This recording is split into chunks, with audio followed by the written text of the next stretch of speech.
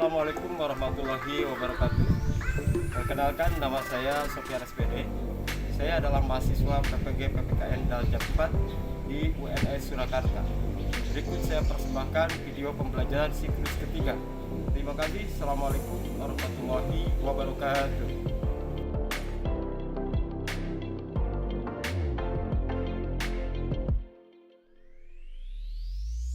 Assalamualaikum warahmatullahi wabarakatuh. Waalaikumsalam warahmatullahi wabarakatuh. Dalam kesempatan hari ini mudah-mudahan semuanya diberikan kesehatan ya, serta umur panjang dan selalu memiliki barokah dalam hidup kita ya. Tak lupa di masa pandemi kali ini kita juga harus selalu tetap prokes ya, tetap jaga jarak, kemudian selalu cuci tangan dan pakai masker.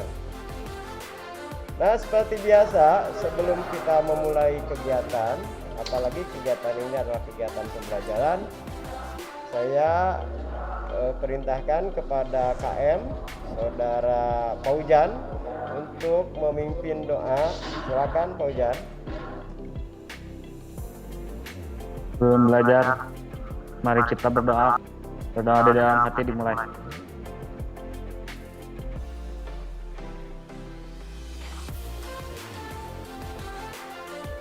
Sudah selesai. Dan mudah-mudahan doa kita dikabul oleh Allah Subhanahu wa taala. Nah, selanjutnya saya juga ingin mengecek kehadiran kalian yang hadir dalam kegiatan daring pembelajaran ini.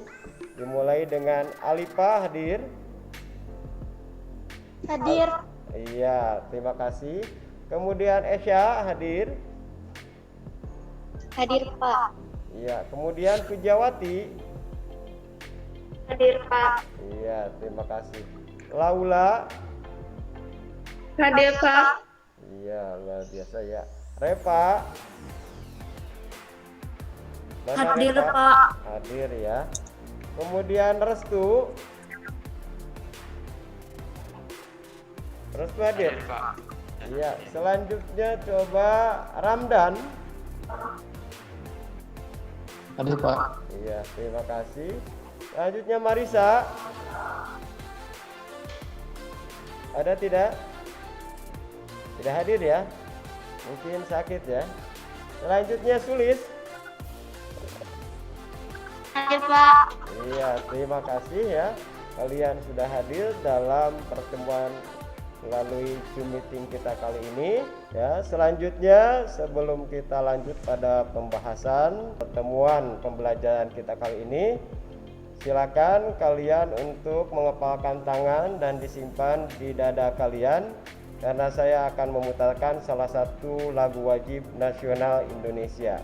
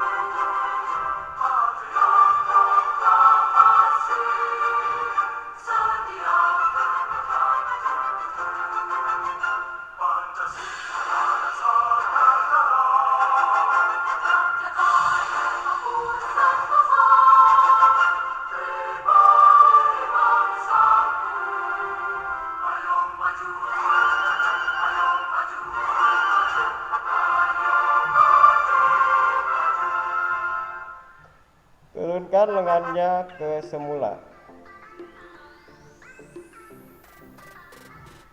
Terima kasih kepada kalian semua tadi telah mengikuti dan sekaligus menyanyikan salah satu lagu wajib nasional, dan saya berharap tentunya dengan kita menyanyikan lagu wajib nasional tersebut, rasa patriotisme dan rasa nasionalisme kita terpupuk lebih kuat dan lebih mantap lagi.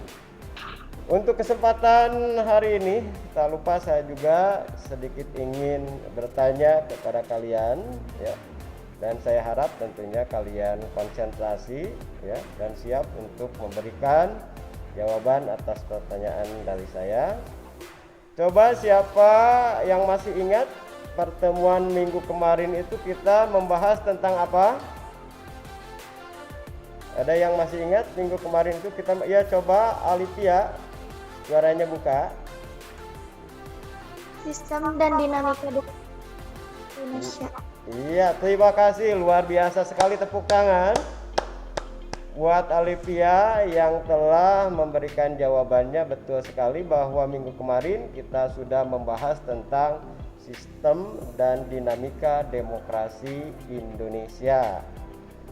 Siapa yang bisa menyampaikan refleksinya? Pak Ujan, coba Pak Ujan suaranya.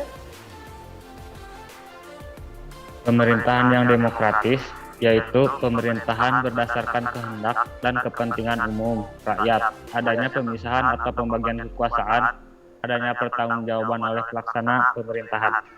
Oh iya, luar biasa sekali ya. Tepuk tangan buat Muhammad Paujan.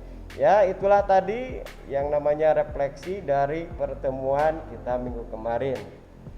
Nah, untuk kesempatan hari ini tentunya saya juga akan membahas materi yang masih ada keterkaitan ya dengan materi minggu kemarin, cuman mungkin babnya berbeda.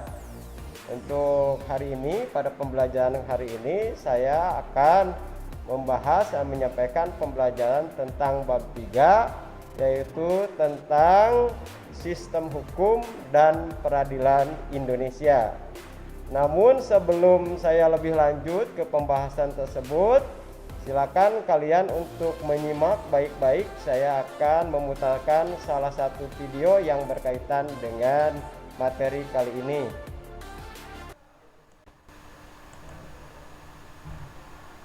Lintas masih terjadi di tengah masyarakat. Sejumlah pengendara di Kota Tasikmalaya, Jawa Barat mendapat sanksi sosial setelah video pelanggarannya viral di media sosial. Yang memakai sepeda motor hijau agar pulang ke rumah dan segera memakai helmnya. Sebuah rekaman video yang diunggah area Traffic Control System atau pengendalian lalu lintas Dinas Perhubungan Kota Tasikmalaya, Jawa Barat akhir November lalu memperlihatkan dua pengendara motor melanggar lalu lintas di perempatan Jalan Sutisna Senjaya, Tasikmalaya. Seorang pemotor perempuan berboncengan tanpa mengenakan helm. Tak lama berselang, pengendara laki-laki juga berkendara tanpa mengenakan helm. Keduanya harus ditegur petugas ATCS Dinas. Petugas berulang kali memperingatkan pengendara melalui pengeras suara, tapi tidak digubrisnya. Dinas Perhubungan Kota Tasikmalaya mencatat pelanggaran lalu lintas di pusat kota mengalami penurunan 20% setelah dipasang CCTV. Meski demikian, kesadaran tertib lalu lintas diakui masih minim. Kebetulan operator ATCS sedang memantau situasi arus lalu lintas. Terdapat pelanggaran sepeda motor yang tidak menggunakan helm, 2 orang, dan kita melakukan himbauan terhadap pengendara tersebut untuk segera pulang ke rumah dan mengambil helm. Dengan belum adanya kamera CCTV, sekitar 20% terjadi penurunan pelanggaran menggunakan helm, terutama menggunakan helm. Hingga awal Desember, video viral ini sudah ditonton lebih dari 6.000 orang. Sejumlah warganet pun ikut membantu perhubungan melalui pengeras suara. Palu menjadi pusat perhatian, pengendara ini menerobos lampu merah hingga membahayakan keselamatan. Video ini pun menjadi viral di media sosial. Itulah tadi salah satu video ya yang tentunya bisa kalian simak bagaimana terjadinya sebuah pelanggaran. Ya, itu satu contoh. Sebetulnya banyak contoh yang lainnya ya di sekitar lingkungan kita, baik di rumah, di sekolah ataupun di masyarakat. Nah, dari penayangan video tadi saya berharap tentunya kalian bisa ya menganalisa sekaligus bisa mendeskripsikan ya apa yang terjadi dengan tadi gambar atau isi dari video tersebut. Saya Pak. Silakan Wina ya, monggo Win. Video tersebut menayangkan adanya pengendaraan tidak menggunakan helm, lalu terdeteksi oleh CCTV dan diperingatkan melalui pengeras suara agar pengendara tersebut kembali pulang karena dengan tidak memakai helm itu dikatakan melanggar peraturan lalu lintas. Iya, terima kasih Mbak sekali ya. Apa yang disampaikan oleh Wina tadi ya sesuai dengan apa yang tadi saya sampaikan juga. Selanjutnya saya juga ingin bertanya satu lagi. Coba kalian analisa sebetulnya bagaimana pelaksanaan sistem hukum dan peradilan di Indonesia itu bagaimana? Coba. Siapa yang bisa menjawab? Pak Ya, siapa? Maharani. Maharani, boleh silakan Maharani. Jawabannya adalah negara Indonesia adalah negara hukum. Konsekuensinya adalah segala kehidupan kenegaraan selalu berdasarkan hukum. Untuk mengawasi hukum berjalan efektif maka ditentukan lembaga peradilan. Oh iya, luar biasa sekali, tepuk tangan lagi ya buat Maharani yang telah memberikan jawaban atas pertanyaan saya berkaitan dengan analisa bagaimana pelaksanaan sistem hukum dan peradilan di Indonesia. Tadi sudah dijelaskan oleh Maharani bahwa negara Indonesia adalah negara hukum. Nah, itu luar biasa sekali.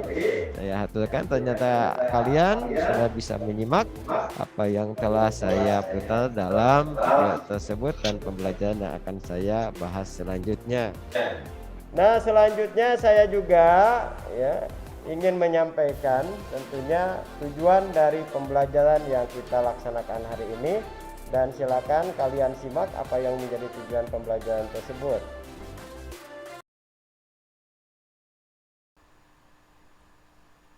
Silakan kalian simak dengan baik ya tujuan pembelajaran yang akan saya sampaikan. Pertama, tujuan pembelajarannya adalah peserta didik mensyukuri nilai-nilai dalam sistem hukum dan peradilan di Indonesia sesuai dengan Undang-Undang Dasar Negara Republik Indonesia tahun 1945 sebagai bentuk pengabdian kepada Tuhan Yang Maha Esa. Itu yang pertama. Kemudian yang kedua, peserta didik dapat menunjukkan sikap disiplin terhadap aturan sebagai cerminan sistem hukum dan peradilan Indonesia ya yang sesuai dengan Undang-Undang Dasar Negara Republik Indonesia tahun 1945. 3. Peserta didik mampu mengidentifikasi sistem peradilan di Indonesia dengan baik. Kemudian yang keempat, peserta didik dapat mendeskripsikan sistem hukum dan peradilan di Indonesia sesuai dengan Undang-Undang Dasar Negara Republik Indonesia tahun 1945. Dan yang terakhir, yang kelima adalah peserta didik mampu menyajikan hasil penalaran tentang sistem hukum dan peradilan di Indonesia sesuai dengan Undang-Undang Dasar Negara Republik Indonesia tahun 1945. Nah, itulah tadi yang merupakan tujuan pembelajaran yang tentunya sudah saya sampaikan ya. Dan mudah-mudahan kalian juga memahami tujuan pembelajaran tersebut, dan saya harapkan tentunya kompetensi pembelajaran kita kali ini dapat tercapai. Nah, kita lanjutkan sekarang kepada pembahasan materi inti dari kegiatan pembelajaran kali ini, yaitu tentang pembahasan bab 3 sesuai dengan apa yang disampaikan kalian tadi setelah merefleksi, yaitu tentang sistem hukum dan peradilan Indonesia. Nah, terlebih dahulu saya juga akan menayangkan video ya, sama masih tentang kasus yang tentunya berkaitan dengan sistem hukum dan peradilan di Indonesia. Mohon disimak dengan baik. Recording in progress. Saya bicara dari dalam lubuk hati saya, oknum-oknum polisi yang baik itu, polisi-polisi yang baik itu hanya cuma ada di TV aja sih. Coba mereka ada.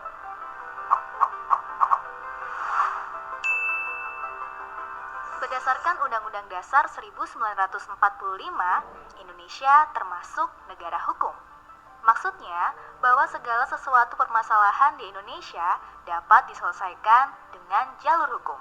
Hal itu seperti yang tercantum dalam Undang-Undang Dasar 1945 Pasal 28D ayat 1 yang bunyinya, setiap orang berhak atas pengakuan, jaminan perlindungan, dan kepastian hukum yang adil serta perlakuan yang sama di hadapan hukum. Nah, maka dari itu, berarti hukum harus ditegakkan secara adil bagi seluruh rakyat Indonesia. Jangan sampai seperti yang banyak terjadi sekarang, hukum terasa tajam ke bawah, tapi tumpul ke atas. Apa itu maksudnya? Istilah tersebut muncul ketika mulai banyaknya pengenaan vonis hukuman yang dirasa nggak adil antara kaum kasta bawah dengan kaum kasta atas. Nah, jadi maksudnya hukum tajam ke bawah, tumpul ke atas itu kalau masyarakat biasa-biasa, apalagi orang miskin yang melanggar hukum, meskipun nggak fatal-fatal banget, dia bakal dikasih hukuman yang benar-benar sesuai undang-undang tanpa ada belas kasihan. Ya, kalau perlakuan gini juga diberlakukan terhadap orang kaya, apalagi pejabat sih no problem ya. Masalahnya, giliran yang melanggar hukum itu orang kasta atas, apalagi pejabat, mereka tidak divonis hukuman yang setimpal. Mungkin karena orang-orang kaya atau pejabat itu bisa bayar ahli hukum alias pengacara kali ya. Jadi bisa minta dibela dengan bayaran banyak agar bagaimanapun caranya mereka bisa lolos dari hukuman atau dapat hukuman yang ringan. Kalau kayak gini, gimana nasib orang miskin yang nggak bisa bayar pengacara mahal? Terus kalau dipikir-pikir, semua putusan hukum ada di tangan penegak hukum kan guys? Jadi yang kurang tepat itu salahnya orang miskin yang nggak bisa membela dirinya, atau penegak hukum yang mudah dipengaruhi pelaku kriminal atau kejahatan yang kaya dalam membela dirinya. Gimana menurutmu guys? Kalau kita ngikutin kabar berita, pasti bisa nemuin banyak kasus hukum yang menunjukkan hukum itu tajam ke bawah tapi tumpul ke atas. Sebut saja kasus pencurian 3 biji kakao yang nilainya tidak lebih dari Rp10.000 oleh nenek Minah yang kemudian divonis 1,5 bulan. Kasus pencurian semangka, kasus pencurian pisang, dan kasus pencurian sandal jepit oleh Aal. Kasus-kasus ini menggambarkan betapa bobroknya penegakan hukum bangsa kita. Banyak kasus korupsi yang sangat merugikan negara kita terlepas dari jeratan hukum. Mendapat hukuman ringan, bahkan para terpidana kasus korupsi mendapat fasilitas-fasilitas yang mewah di penjara. Nah, yang masih hangat nih, berita tentang korban salah tangkap, yaitu 4 orang pengamen. Menurut beritanya sih, mereka ini dituduh melakukan pembunuhan terhadap korban yang ditemukan tewas di bawah jembatan Cipulir. Mereka dipaksa mengaku bahwa merekalah yang membunuh korban, kemudian ditahan hingga 3 tahun dan mendapatkan perlakuan kasar dari pihak kepolisian selama itu. Hingga pada akhirnya dibantu oleh lembaga bantuan hukum dan ternyata mereka tidak bersalah. Karena perlakuan dipaksa mengaku dan diperlakukan kasar di penjara, mereka mengajukan ganti rugi ke pengadilan. Namun sayangnya guys, gugatan mereka tidak dipenuhi. Katanya sih, gugatannya udah kadaluarsa. Pengajuan gugatan ini masih berlanjut sih, karena tetap ada pembelaan dari kuasa hukum pengamen tersebut dengan dasar pasal yang sama. Di satu sisi, gugatannya dinilai kadaluarsa karena menurut undang-undang maksimal diajukan 3 bulan setelah putusan atau vonis bersalah dan ternyata diajukan setelah 3 tahun. Di sisi lain, dengan penafsiran berbeda, undang-undang yang dimaksud ada kata atau 3 bulan setelah putusan vonis bersalah atau setelah salinan putusan vonis tidak bersalah yang baru terbit Maret 2019 lalu, yang kalau dihitung sampai pengajuan gugatan belum sampai 3 bulan. Wah, yang benar yang mana ya guys? Hayo, para ahli hukum wajib komen nih. Tapi yang dimaksud ahli hukum yang gimana dulu nih? Mungkin bisa dikatakan Iya, itulah tadi penayangan mengenai contoh kasus bagaimana dalam video tersebut digambarkan bahwa yang namanya hukum itu ya, dijabarkan seolah tidak memiliki prinsip keadilan. Di mana di sana itu dalam temanya diusung yaitu hukum itu tajam ke bawah dan tumpul ke atas. Perlakuan hukum di sana itu bagi orang-orang yang miskin itu dapat dilihat bagaimana ya. Kemudian bagaimana juga tadi AAA yang berempat juga ya, dituduh melakukan pembunuhan padahal sebetulnya mereka bukan pembunuh. Itu adalah merupakan sisi lain dari ya keadaan dan problematika hukum di Indonesia. Dan saya berharap tentunya ini kalian tidak terjebak dalam permasalahan hukumnya. Nah, kita lanjutkan sekarang. Kita lanjutkan. Selain saya menayangkan video tersebut, saya juga ingin menayangkan PowerPoint yang silakan kalian simak bersama-sama. Dan nanti juga kita akan melaksanakan tanya jawab ya.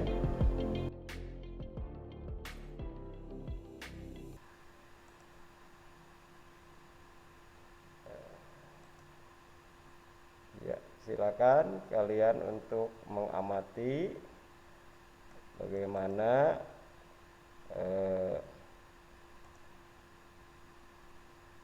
PPT ini ya. Saya close-kan saja. Dapat dilihat kita sekarang membahas bab 3 di sini ya. Bab 3 tentang sistem hukum dan peradilan nasional Indonesia gitu ya. Tentang sistem hukum dan peradilan nasional Indonesia. Nah, lalu sistem hukum di sini memiliki 3 indikator. Yang pertama mendeskripsikan pengertian hukum. Kedua, menentukan macam-macam penggolongan hukum. Yang ketiga adalah mendeskripsikan pengertian dan dasar hukum lembaga peradilan nasional. Nah, selanjutnya di sini tata hukum nasional itu adalah peraturan hukum yang berlaku bagi segenap bangsa dan seluruh masyarakat Indonesia.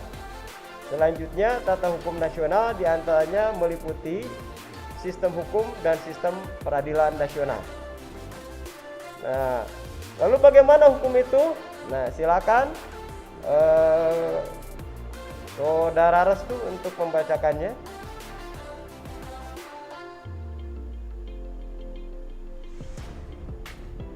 Silakan Restu.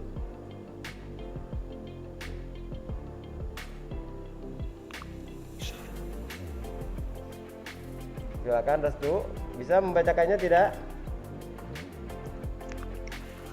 Hukum adalah peraturan yang secara resmi dianggap mengikat, yang dibuat atau ditetapkan oleh penguasa, pemerintah, atau otoritas. Hukum dibagi menjadi 2 atau meliputi sistem hukum dan penggolongan hukum. Iya, terima kasih kepada Restu ya. Itu mengenai hukum ada secara definisi dan pengelompokannya atau penggolongannya. Lanjut sekarang coba kepada Sipa Ripani ya. Bacakan. Penggolongan hukum di Indonesia berdasarkan isinya, bentuk, tempat, waktu, cara mempertahankan, sumber dan sifatnya.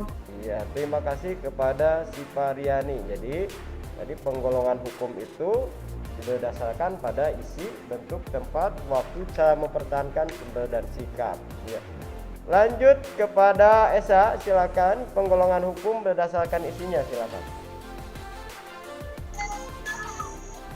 Penggolongan hukum berdasarkan hukum dibagi menjadi hukum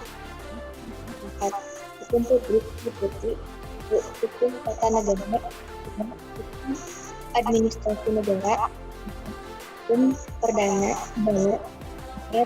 hukum acara pidana, hukum privat, hukum hukum perdata, dan hukum dagang, adat, sifat, hukum. Iya, terima kasih kepada Esa telah membacakan.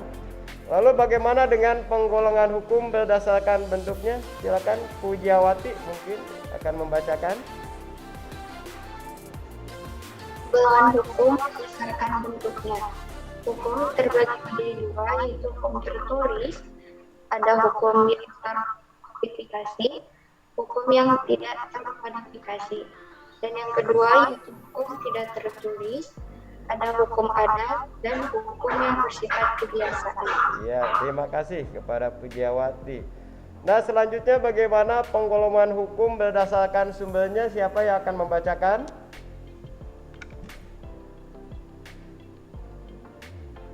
Coba mungkin Laula. Penggolongan hukum berdasarkannya meliputi hukum undang-undang, hukum traktat, hukum jurisprudensi, hukum kebiasaan atau adat, dan hukum doktrin. Ya, terima kasih kepada Laula. Selanjutnya silakan penggolongan hukum berdasarkan sifatnya. Mungkin Sulis, silakan.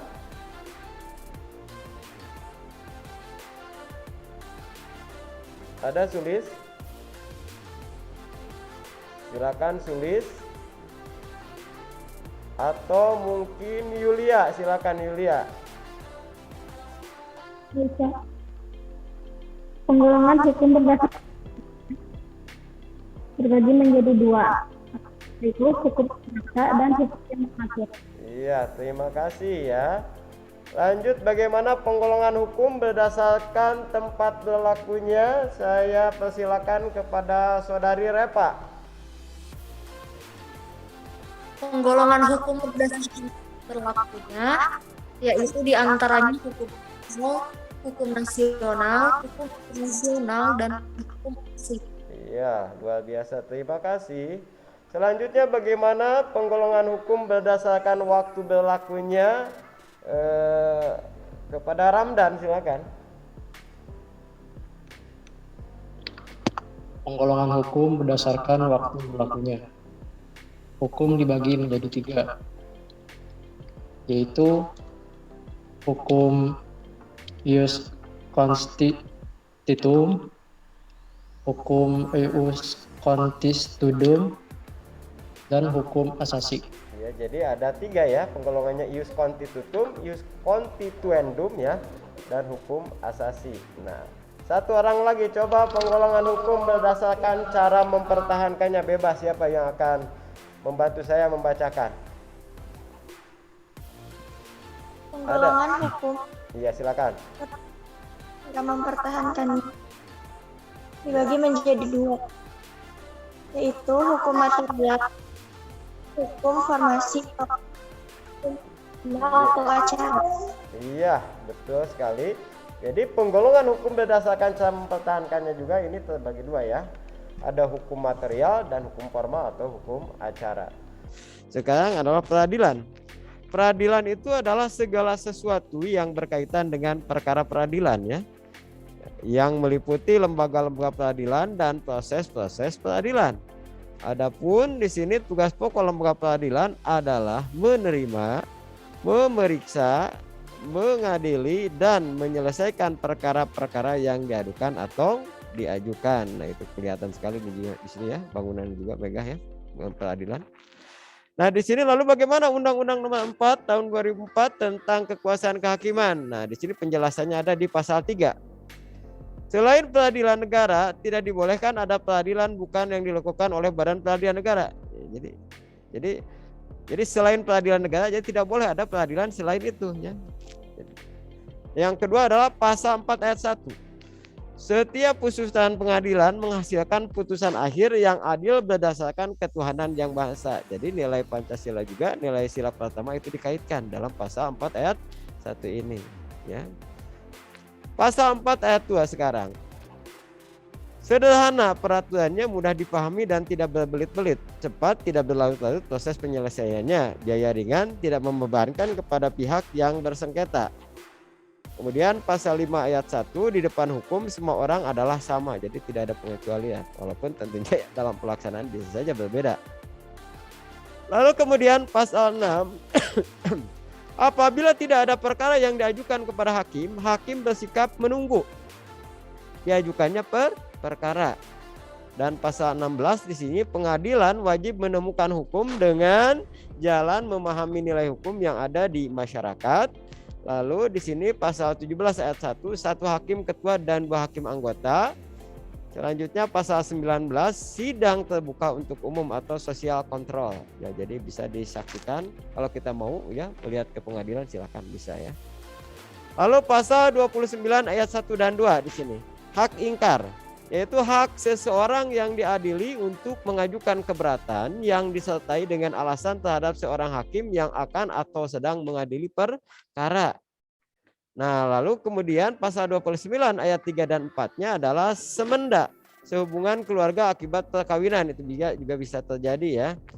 Dan selanjutnya di sini kembali mengenai analisis peranan lembaga-lembaga peradilan, indikatornya adalah menguraikan perangkat lembaga peradilan, menganalisis macam-macam lembaga peradilan, menganalisis peran lembaga peradilan. Adapun rinciannya di sini secara bagan dapat dilihat oleh kalian. Bagan sistem peradilan di Indonesia itu yang pertama paling tinggi itu adalah Mahkamah Agung atau disingkat dengan MA. Nah, di bawah MA itu ada pengadilan tinggi, ada pengadilan tinggi agama, kemudian pengadilan tinggi militer, dan pengadilan tinggi tata usaha negara. Nah, di bawah pengadilan tinggi di sini ada pengadilan negeri ya, kemudian ada pengadilan umum. Lalu di bawah pengadilan tinggi agama ada yang namanya pengadilan agama dan agama ya, bersifatnya agama ya, sifatnya di bawah ini sifat ya. Kemudian pengadilan tinggi militer di bawahnya adalah pengadilan militer ya, bersifat militer tentunya dalam mengadilinya. Dan selanjutnya pengadilan tinggi tata usaha negara di bawahnya adalah pengadilan tata usaha negara dan sifatnya adalah administrasi. Itu jadi di sini juga sifat-sifat ini kembali sesuai bentuk awalnya ya. Kalau pengadilan tinggi maka tadi sifatnya umum ya. Pengadilan tinggi agama maka sifatnya agama, kalau militer maka militer, dan kalau pengadilan tata usaha negara maka sifatnya itu administrasi ya. Nah, lalu pembinaan peradilan itu dilakukan oleh Mahkamah Agung. Kenapa? Karena Mahkamah Agung itu adalah peradilan tertinggi yang ada di Indonesia ya, lembaga peradilan tertinggi di Indonesia. Nah, di sini Mahkamah Agung itu mempunyai kekuasaan dan kewenangan dalam pembinaan organisasi, administrasi, dan keuangan pengadilan. Mahkamah Agung itu berkedudukan di ibu kota negara ya, kalau kita itu di Jakarta ya. Dan kemudian pengadilan tinggi berkedudukan di ibu kota provinsi. Jadi kalau Mahkamah Agung itu di Jakarta, kalau pengadilan tinggi itu di ibu kota provinsi. Kalau kita Jawa Barat ya di Bandung. Selanjutnya pengadilan negeri berkedudukan di ibu kota kabupaten atau kota tingkat pertama. Ya di sini di Garut kalau kita. Nah, selanjutnya dapat dilihat beberapa pengadilan tinggi yang ada di Indonesia di sini ya. Bagaimana di Jawa Timur ya, bagaimana di Mataram, kemudian ada yang di Bandung, ada yang di Jakarta ya, banyak sekali. Selanjutnya lingkungan peradilan umum ya. Silakan Wina bacakan. Lingkungan peradilan umum. Susunan pengadilan negeri terdiri atas pimpinan, yaitu ketua dan wakil ketua, hakim anggota, panitera, sekretaris, dan jurusita. Pengadilan umum bertugas dan berwenang memeriksa, memutus, dan menyelesaikan perkara pidana dan perdata. Ya, terima kasih. Saya lanjutkan. Selanjutnya lingkungan peradilan militer di sini. Susunan sidang peradilan militer itu terdiri atas 3 orang hakim ya. Seorang auditor atau penuntut umum, jaksa tentara, dan seorang panitera, itu kalau di militer. Kemudian peradilan militer mempunyai wewenang memeriksa dan memutus perkara pidana terhadap kejahatan dan pelanggaran yang dilakukan oleh anggota militer. Nah, lalu bagaimana dengan lingkungan peradilan agama? Silakan Pak Ujan.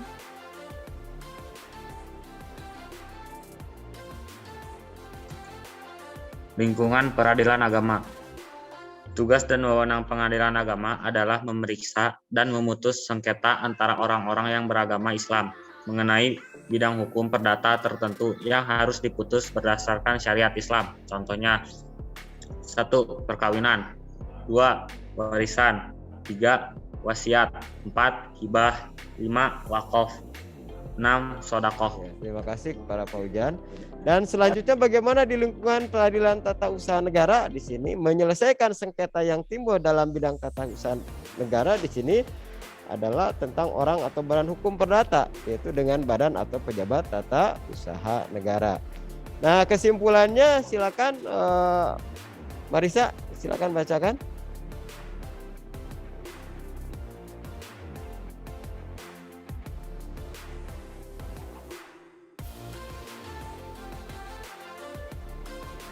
Suaranya coba dibuka. Kembali kepada kesimpulannya coba. Sistem hukum dan peradilan nasional mengatur tentang Badan Peradilan Nasional, pembagian hukum dan norma. Badan Peradilan Nasional terdiri atas 1 peradilan umum, 2 peradilan agama, 3 peradilan militer, dan 4 peradilan tata usaha negara. Pembagian hukum terdiri atas 1 menurut isi, 2 menurut bentuk, 3 menurut sumber, 4 menurut sifat, 5 menurut tempat, 6 menurut waktu, dan 7 menurut cara mempertahankannya. Norma terdiri atas 1 norma agama, 2 norma kesusilaan, 3 norma kesopanan, dan 4 norma hukum. Iya, terima kasih ya kepada Marisa. Nah, kita lanjut kepada sikap yang sesuai dengan ketentuan hukum di sini. Itu bisa Anda mungkin sudah paham, itu bisa dilakukan dalam kehidupan keluarga, itu yang pertama ya. Kemudian itu di sekolah juga itu bisa ditetapkan sikapnya. Kemudian dalam kehidupan masyarakat dan juga kehidupan berbangsa dan bernegara. Ya, kalau dalam kehidupan keluarga itu bisa adanya hukum keluarga ya. Siapa tahu orang tua Anda itu menerapkan ya pengorganisasian hukum yang dilakukan di dalam keluarga. Kemudian di sekolah itu berbagai tata tertib di sekolah, ya, seperti sekolah kita juga ada kan. Nah, lalu bagaimana dalam kehidupan masyarakat itu ada yang namanya hukum adat, dan kemudian dalam kehidupan berbangsa dan negara itu ada yang namanya perundang-undangan nasional. Nah, di sini semuanya sikap perilaku yang merupakan pencerminan atau perwujudan dari ketaatan kepatuhan terhadap semua peraturan dan undang-undang di atas ini ya. Jadi bagian ini sudah ada korelasinya, sudah jelas ya, ada keterkaitan mulai dari keluarga sampai kepada kehidupan berbangsa dan bernegara. Nah, lalu bagaimana dengan implementasi pembangunan dan penegakan hukum? Saya dapat sampaikan di sini. Pertama adalah pembangunan hukum, kemudian yang kedua adalah penegakan hukum. Ya. Pembangunan hukum terdiri dari 2. Yang pertama adalah model pembangunan hukum. Selanjutnya adalah implementasi model dari pembangunan hukum itu sendiri. Nah, adapun penegakan hukum di sini pertama materi hukum, ya, kemudian hukum pidana, hukum perdata, dan hukum TUN itu tata usaha negara. Bagaimana implementasinya di sini penegakan hukum itu? Ya, kemudian selanjutnya adalah bagaimana di lembaga peradilan dan di luar lembaga peradilan, yaitu mengenai implementasinya. Nah, kemudian ya alhamdulillah ya, itu tadi merupakan materi yang berkaitan dengan sistem hukum dan peradilan Indonesia, dan saya harap tentunya kalian itu paham ya dengan permasalahan tadi, dengan bab tadi, dan saya yakin sepenuhnya bahwa kalian itu bisa tadi memberikan yang terbaik dalam tadi ya pembahasan materi ini. Nah, selanjutnya dari apa yang telah saya putarkan melalui video dan penayangan PowerPoint yang berkaitan dengan sistem hukum dan peradilan Indonesia, silakan kalian juga mungkin ada 1 atau 2 pertanyaan yang ingin ditanyakan, silakan ya, silakan. Apa Paujan, apa Ramdan, atau Muhammad Hafid, atau Wina, atau mungkin siapa saja. Ramdan silakan untuk bertanya, tanya jawab. Saya Pak. Siapa? Wina. Oh, Wina, silakan Wina. Mengapa kita mesti mematuhi hukum? Mengapa kita mesti mematuhi hukum? Ya. Nah, sebelum saya memberikan jawaban, alangkah baiknya silakan mungkin ada di antara kalian yang ingin memberikan jawaban. Ramdan, mengapa kita mesti mematuhi hukum? Bisa tidak memberikan jawaban sebelum saya menjawab? Atau mungkin Restu, silakan Restu. Menurut saya, karena hukum dibuat untuk mengatur sehingga berjalan dengan cara yang benar. Oh, iya. Terima kasih Restu ya. Iya, terima kasih. Nah, selanjutnya silakan mungkin yang akan menambahkan. Tidak, cukup. Ya, kalau begitu saya tambahkan saja ya. Ya. Saya ibaratkan saja ya bahwa hukum itu bagaikan pagar. Kalau tidak ada pagar bagaimana kan? Apa yang akan terjadi? Apalagi kalau misalkan saya contohkan kita pergi ke sebuah kebun binatang tanpa pagar. Apakah kita merasa takut atau tidak? Takut atau tidak? Coba jawab. Kalau kita pergi ke kebun binatang masuk tanpa pagar. Takut ya, bisa ibaratkan tadi.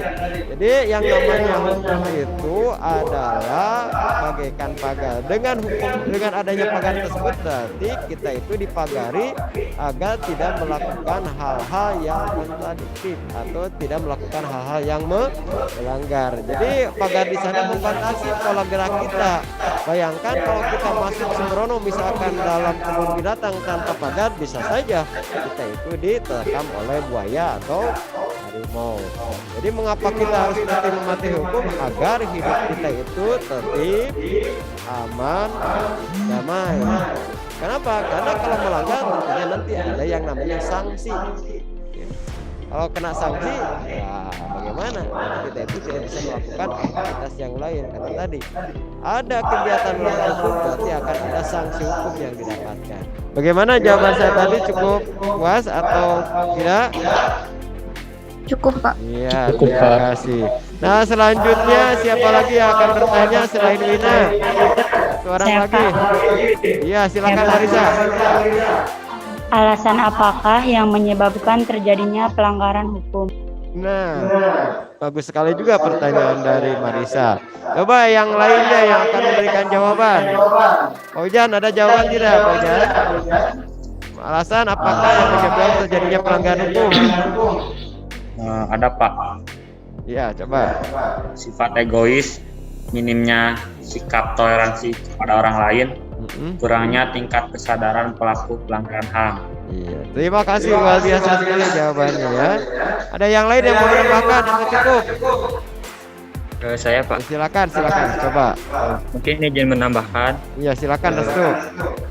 Salah satu alasan atau faktor terjadinya pelanggaran hukum ialah ketidaktegasan aparat hukum.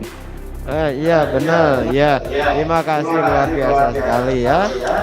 Ya bagus ya jawaban dari Pak Ujan dan Restu tadi, dan saya tambahkan di sini bahwa yang namanya ada dua faktor kuat di sini yang menyebabkan terjadinya pelanggaran hukum. Ada faktor internal dan faktor eksternal. Kalau faktor internal yaitu faktor yang muncul dari diri pelaku, dan kalau misalkan eksternal yaitu yang muncul dari luar pelaku yang mendorong seseorang untuk melakukan tindakan yang melanggar hukum. Tadi kalau internalnya egois misalkan ya. Kalau faktor eksternalnya misalkan tadi adanya kelonggaran dari aparat hukum, itu saja. Bagaimana jawaban dari saya? Cukup? Iya, terima kasih. Kalau begitu saya aturkan kepada kalian semua. Alhamdulillah ternyata dari penayangan video selanjutnya penayangan PPT tadi kalian bisa menyimaknya dengan baik dan bisa memberikan pertanyaan juga baik, dan saya harap tentunya dengan pemutaran video dan penayangan PPT tadi kalian lebih paham mengenai apa itu sistem hukum dan apa itu sistem peradilan di Indonesia. Iya, selanjutnya saya akan membagi kalian dalam beberapa grup yang tentunya kalian silakan untuk bergabung di breakout room yang telah saya bikinkan di sini. Ya. Mohon diperhatikan untuk kelompok pertama itu terdiri dari Delista ya, Cynthia, kemudian Delista Cynthia, kemudian Maharani, kemudian Marisa dan Wina.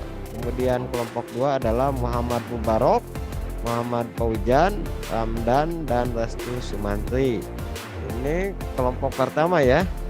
Ini ada Maharani Febrianti, kemudian Wina, kemudian Delista dan Marisa. Ini saya ingin share soalnya yang perlu kalian kerjakan berkaitan dengan LKPD ya, LKPD 3. Iya. Saya sudah kirimkan ke kelompok Anda ini ya, kelompok pertama Wina, Siti Anggraeni, Delista, kemudian Marisa. Sudah ada di sana di chatnya? Soalnya sudah kelihatan?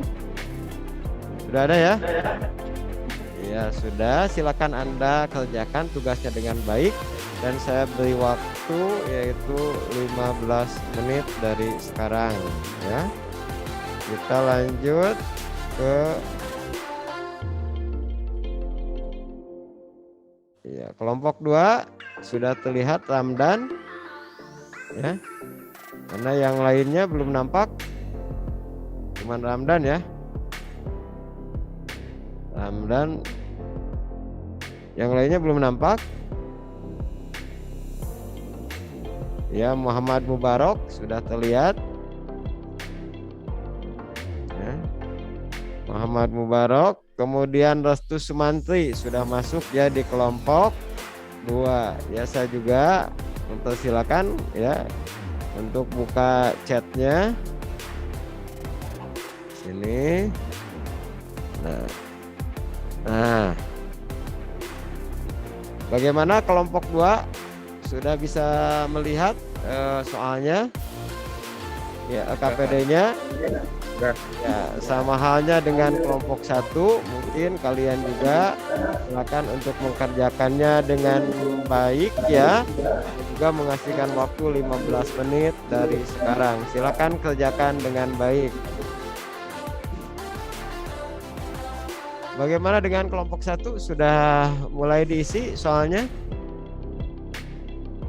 Coba kelompok 1, Marisa, Maharani, Febriani, Delista, apakah sudah mulai diisi soalnya?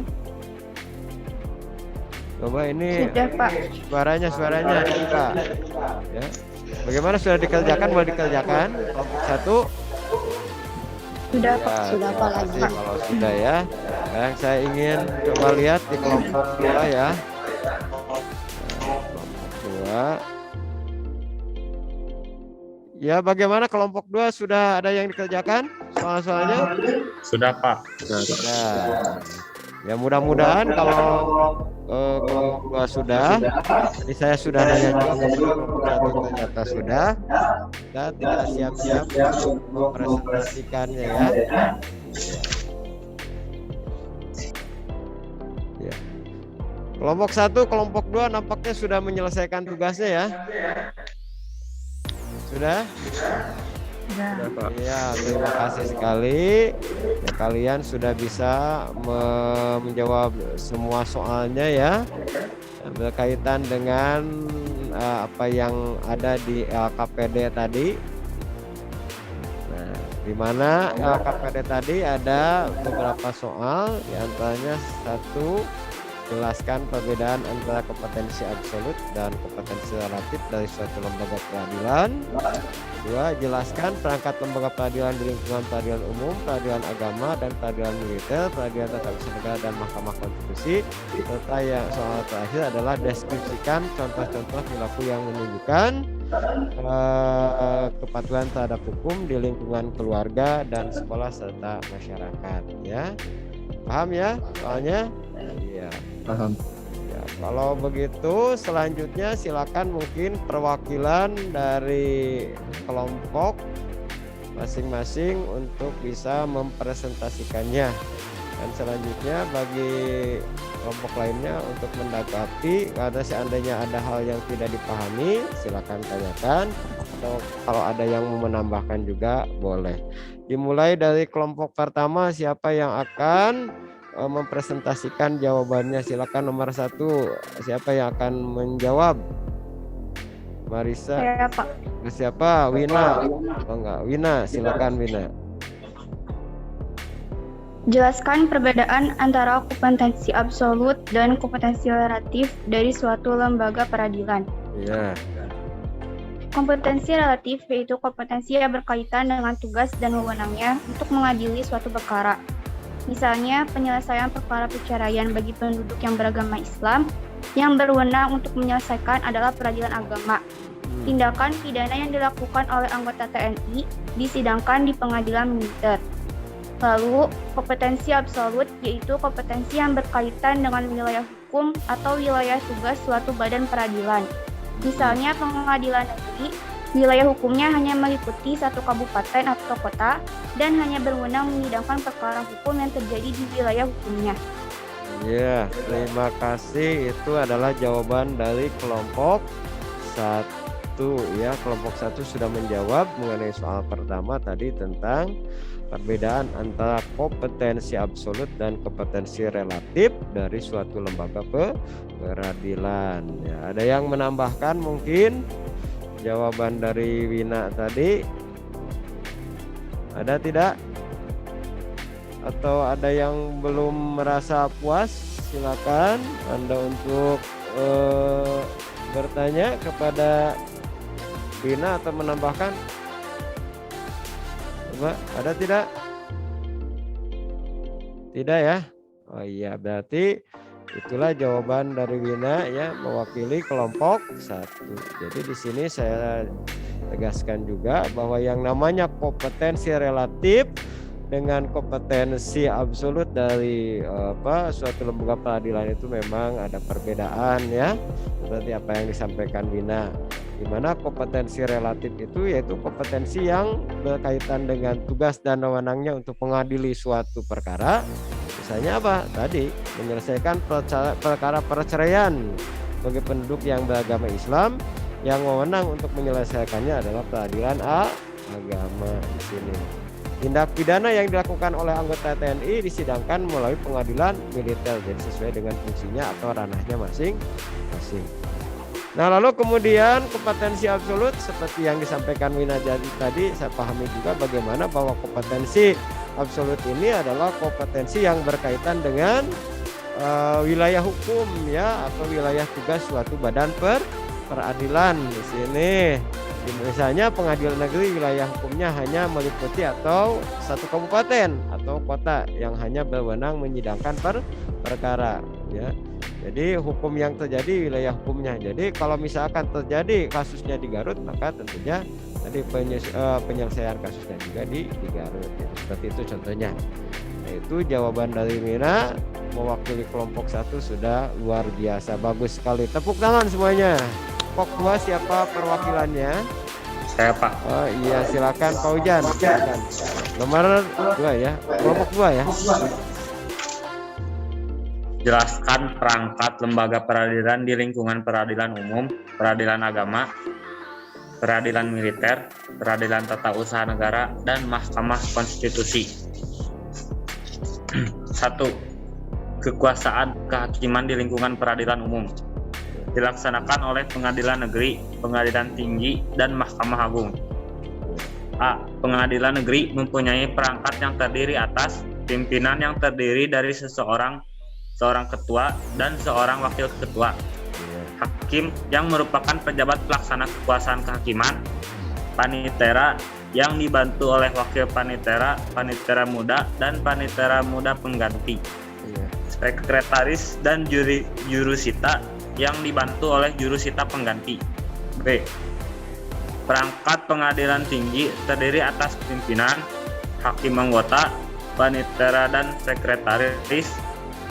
Pimpinan pengadilan tinggi terdiri atas seorang ketua dan seorang wakil ketua. Hakim anggota pengadilan tinggi adalah hakim tinggi. C. Perangkat atau kelengkapan Mahkamah Agung terdiri atas pimpinan, hakim anggota, panitera, dan sekretaris. Pimpinan hakim anggota Mahkamah Agung adalah hakim agung. Pimpinan Mahkamah Agung terdiri atas seorang ketua, 2 orang wakil ketua, dan beberapa orang ketua muda. Wakil ketua Mahkamah Agung terdiri atas wakil ketua bidang, ketua bidang yudis, dan wakil ketua bidang non yudisial. 2.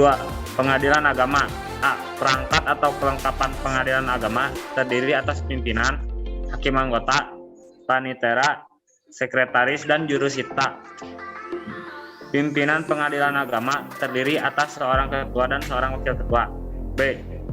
Perangkat atau alat kelengkapan pengadilan tinggi agama terdiri atas pimpinan, hakim anggota, panitera, dan sekretaris. Pimpinan Pengadilan Tinggi Agama terdiri atas seorang ketua dan wakil ketua. 3. PTUN.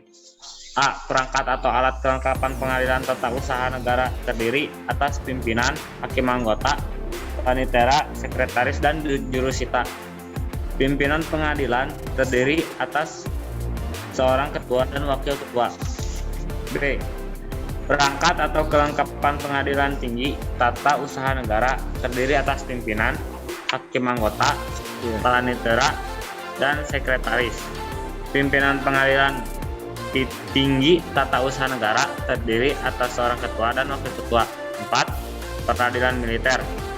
Dalam peradilan militer dikenal adanya auditorat, yaitu badan di lingkungan TNI yang melakukan kekuasaan pemerintahan negara di bidang penuntutan dan penyidikan berdasarkan pelimpahan dari Panglima TNI. Auditorat terdiri atas auditorat militer, auditorat militer tinggi, auditorat jenderal, dan auditorat militer pertempuran. 5. Mahkamah Konstitusi. Mahkamah Konstitusi terdiri dari 9 orang hakim konstitusi yang diajukan masing-masing 3 orang oleh DPR, Presiden, dan Mahkamah Agung, dan ditetapkan dengan keputusan Presiden. Susunan organisasinya terdiri atas seorang ketua, merangkap anggota, seorang wakil ketua, merangkap anggota, dan 7 anggota hakim konstitusi.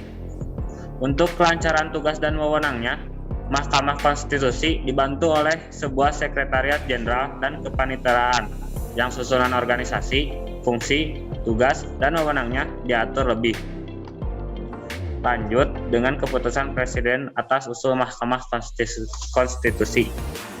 Sekian dari saya, terima kasih. Iya, terima kasih, luar biasa sekali ya jawaban dari Fauzan mewakili kelompok 2. Jadi panjang sekali ya jawabannya. Namun setelah saya telaah dari apa yang disampaikan oleh Fauzan mewakili kelompok 2 itu dapat saya sampaikan, dapat saya jelaskan, memang betul yang namanya kekuasaan kehakiman di lingkungan peradilan umum, peradilan agama, PTUN, peradilan militer, dan Mahkamah Konstitusi kalau dijabarkan memang panjang sekali. Dimana tadi seperti apa yang disampaikan Fauzan, ya, kekuasaan di lingkungan peradilan itu dilaksanakan oleh pengadilan negeri, pengadilan tinggi, dan Mahkamah Agung ya. Kemudian perangkat atau alat kelengkapan pengadilan tinggi agama juga sudah disampaikan. Lalu kemudian PTUN juga sudah disampaikan perangkatnya. Pengadilan militer juga sama. Dalam peradilan militer juga dikenal dengan adanya auditorat ya, yang tidak ada di pengadilan yang lainnya. Luar biasa sekali. Dari soal yang telah saya sampaikan, ternyata kelompok dua-duanya sudah bisa memberikan jawaban yang akurat, tepat, dan terarah. Dan saya harap tentunya di sini ke depan kalian bukan hanya bisa menulis jawaban saja, tetapi lebih dari itu bagaimana kalian bisa mengaplikasikan. Dan saya berharap serta berdoa mudah-mudahan kalian nanti ke depan itu ya menjadi orang-orang yang paham, menjadi orang-orang yang bijak, dan menjadi orang yang taat hukum, serta tadi bisa mengerti lebih jauh mengenai bagaimana mekanisme pelaksanaan dan penegakan hukum secara baik di lingkungan rumah, kemudian di sekolah ataupun di masyarakat. Ya, terima kasih, luar biasa semuanya, tepuk tangan. Selanjutnya karena waktu kita tentunya terbatas juga, sebelum saya lab dari Zoom meeting ini, saya juga ingin meminta ya kalian untuk bisa memberikan kesimpulan. Saya Pak. Ya, Fauzan. Silakan Fauzan, apa kesimpulannya? Kesimpulan, setiap perbuatan yang tidak sesuai hukum yang berlaku pasti akan dikenakan sanksi hukum. Sanksi dari norma hukum itu bersifat tegas dan nyata. Sekian.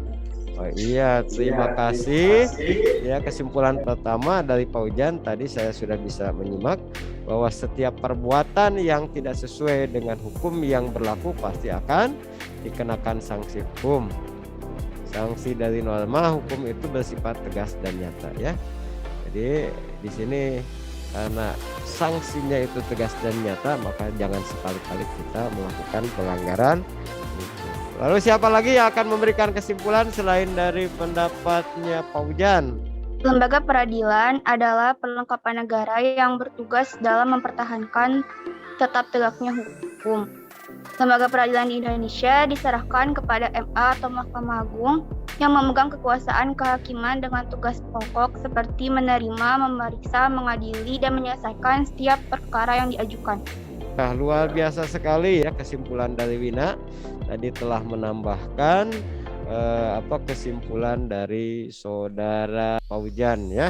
Luar biasa sekali ternyata pertemuan kita kali ini melalui pembahasan sistem hukum dan peradilan di Indonesia. Saya rangkum ya kesimpulannya bahwa pertama, setiap perbuatan yang tidak sesuai hukum itu pasti akan dikenakan sanksi hukum, dan yang kedua di sini lembaga peradilan itu adalah alat perlengkapan negara yang bertugas dan mempertahankan tetap tegaknya hukum. Di sini adapun lembaga peradilan Indonesia itu diserahkan kepada tadi siapa lembaga tertingginya, yaitu Mahkamah Agung yang memegang kekuasaan kehakiman dengan tugas pokok seperti menerima, memeriksa, mengadili, dan menyelesaikan setiap perkara yang diajukan. Iya, terima kasih tadi kesimpulan yang telah kalian berikan untuk pertemuan kita kali ini. Cukup baik sekali kesimpulan yang telah disampaikan oleh Saudari Wina dan oleh Paujan tadi. Selanjutnya saya juga ingin memberikan oleh-oleh kepada kalian, yaitu ada tugas yang perlu dikerjakan, boleh nanti di rumah ya, dan kita nanti bisa dinilai dalam kesempatan minggu yang akan datang.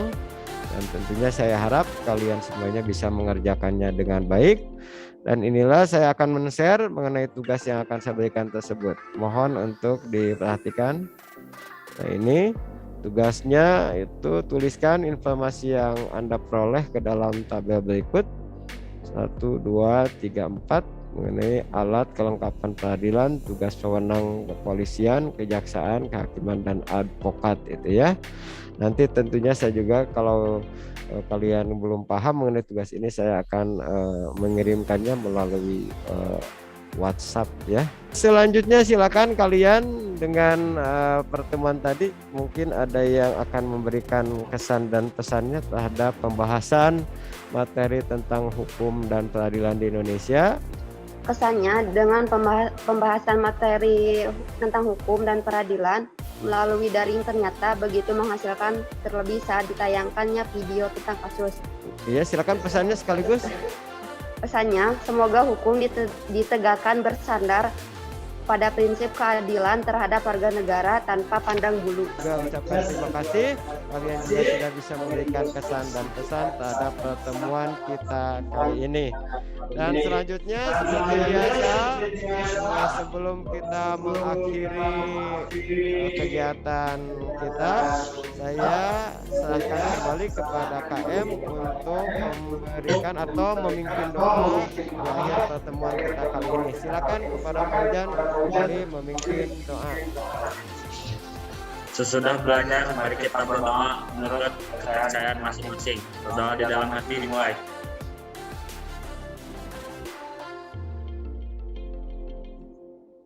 Berdoa selesai. Iya, terima kasih semuanya untuk kalian yang telah tadi hadir mengikuti pembelajaran daring berkaitan dengan sistem hukum dan peradilan Indonesia. Semoga bermanfaat ilmu dan pengetahuan kita. Itu saja mungkin yang dapat saya sampaikan. Wabillahi taufiq wal hidayah. Assalamualaikum warahmatullahi wabarakatuh. Waalaikumsalam warahmatullahi wabarakatuh.